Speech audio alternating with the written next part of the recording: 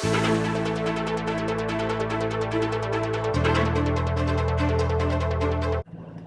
na ning Mayo banwang 2022, inyang opisyal yang ibuglating OFW Hospital apakatalakad king sindalan syudad ni San Fernando. At inyang pitong palapagiti at migit yang dinalan ing bed capacity na.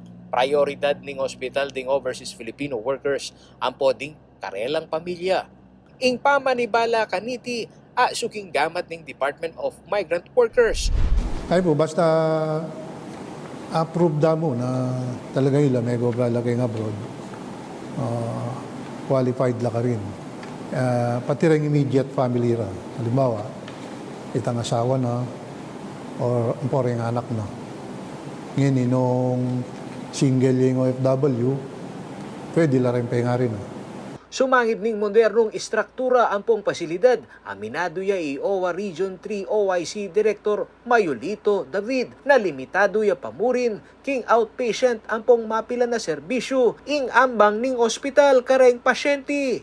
Sabi mo rin na pakano talaga fully operational iti. So, parding services sa bibigyan na ng OFW Hospital ngayon, libang kitang outpatient, kaya internal medicine, cardiology, pulmonology, nephrology, ang po kaya infectious diseases. Ba't kaya atin mo namang heart station ka, makapag-conduct lang electrocardiogram, ECG, ang pong 2D echo. Inggabu na pitalakaranan ng OFW Hospital, donasyone ng provincial government ng Pampanga, inya mag-obserbaya naman kanu Vice Governor Lilian Nanay Pineda king pulahin ning operasyon ng medical institution. King kayang punto de vista dakal kasangkanan nung bakit daragol ing takbang king pamanyulong ning ospital. Metong kareti ing alina forte ning Department of Migrant Workers o DMW ing hospital management. Chinyek miya kaya bing OIC na ng Department of Migrant Workers. Kasi ing usapan kanita dati Department of Labor uning mi kawani ing gawareng Department of Migrant Workers mi kawani ken dole. So ngayon dole nilipat na ken Department of Migrant Workers. Siyempre, in the Department of Migrant Workers, wala siyang know-how king operation na ning hospital, di ba? Maragol mo naman kanu kasangkanan ing kakulangan king mas makabang panahon ning pamanigara lampong pamagplano bayuya talaga ding may sabing ospital. Dapat kanu sana may kabatas pa mo dikil king OFW Hospital bayuya belaos. King makaniti sanang paralan mi kapondo ya banwa-banwa para king operasyon na.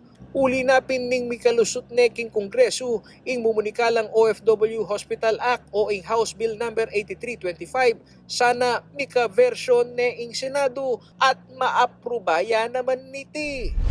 At aking milyari, ating kami namang lapses, uling dapat pala niyang gagawan de pa mo yan, paplano tayo pa yan, at tinang-approve na batas para kay OFW Hospital kasi nung burimeng miyabe keng gaha, yung national budget, yung plantilla, then the operating expenses kasi government siya, kailangan ng batas.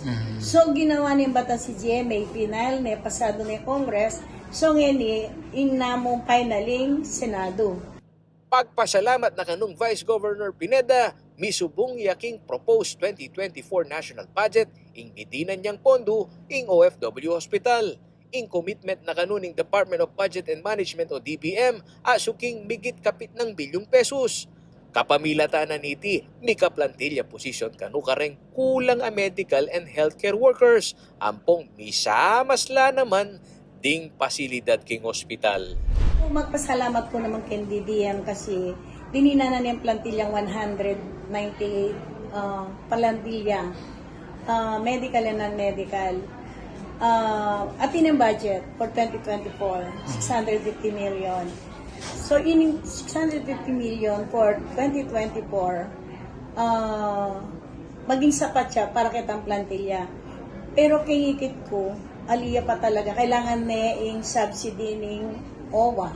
Kailangan niya yung subsidy rin din support ng DOH, MAIP, malasakit, din DSWD, so kailangan na no atino ken din. At kailangan mag-generate siya ng income. Mag-generate siya rin ng income. At yung sinabi ko, kailangan zero balance billing na rin, OFW and the family. Ako yung kaya kayong talasuyo ay Paulo G. Santos, ating pusong makabalan.